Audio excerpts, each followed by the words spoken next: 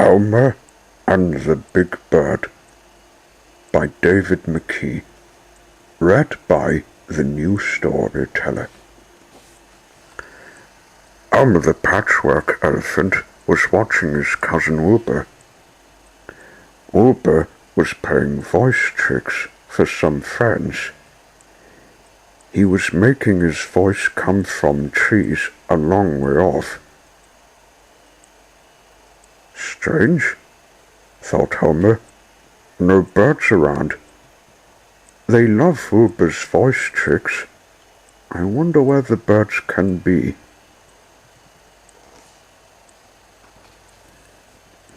Elmer left the others and went to find the birds. As he walked, he called out, "Yoo-hoo! Birds! Where are you?"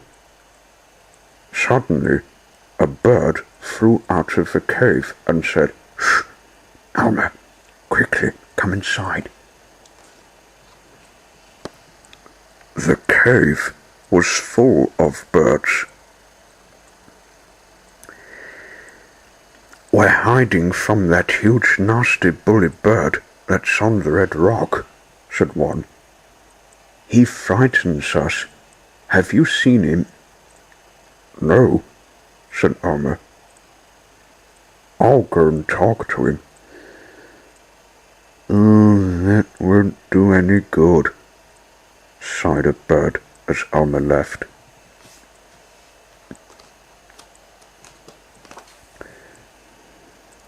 Sure enough, there was a big bird on the rock. "Hello, you're new here," said Elmer. "You're welcome to stay, but please don't frighten the little birds." "Frighten them? They'll do as I say. I'll do more than frighten them," screeched the bird. "I like to frighten, and I'll decide if I stay or not." Elmer returned to Wilbur and the others and told them about the bully bird. "If he won't stop being nasty," said Elmer, "I'll need your help, and the help of the really big bird." "The really big bird?" asked Wilbur. "Yes," said Elmer. "Here's the plan." Next, Elmer went back to the birds and said, "You're right. The bully is awful. We might need the really big bird." "The really big bird?" asked the little birds in chorus. "Yes," said Elmer. He explained what he intended to do and then said, "That bully gets one more chance. If he's still nasty, I'll call the really big bird." The bully bird saw Elmer coming. "Stupid elephant," the bully bird muttered. "I'll scare him." He dove straight at Elmer.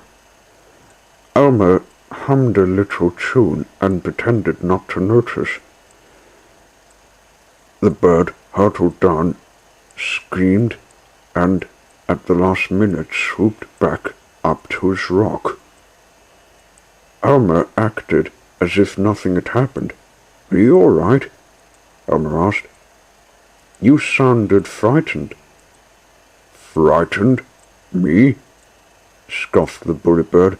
"Fat chance." "Well," said Elmer, "the birds have a friend much bigger than you. Leave them in peace, or I'll call him." "Bigger than me?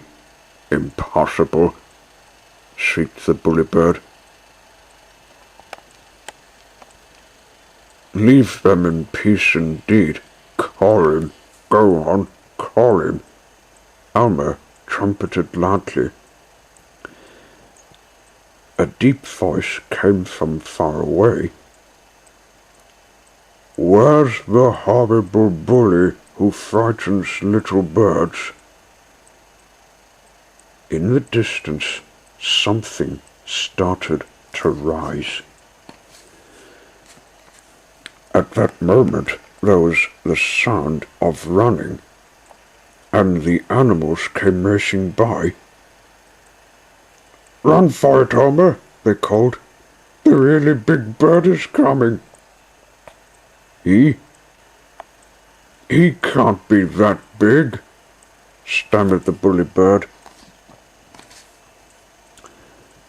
The rising shape was an enormous bird.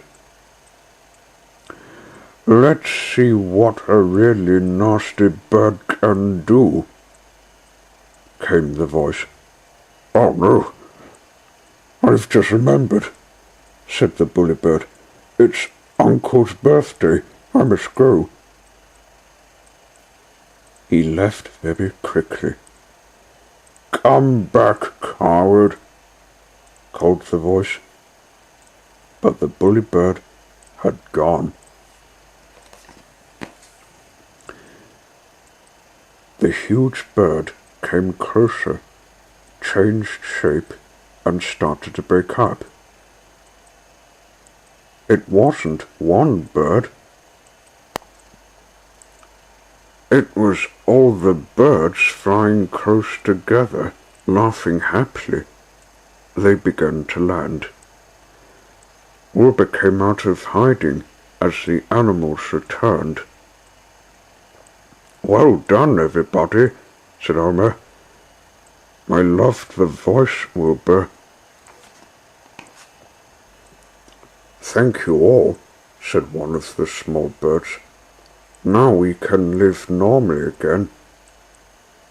From the distance came the voice of the really big bird. That's what I call togetherness, Elmer laughed. Thank you, Wilbur. I couldn't have put it better myself. The end.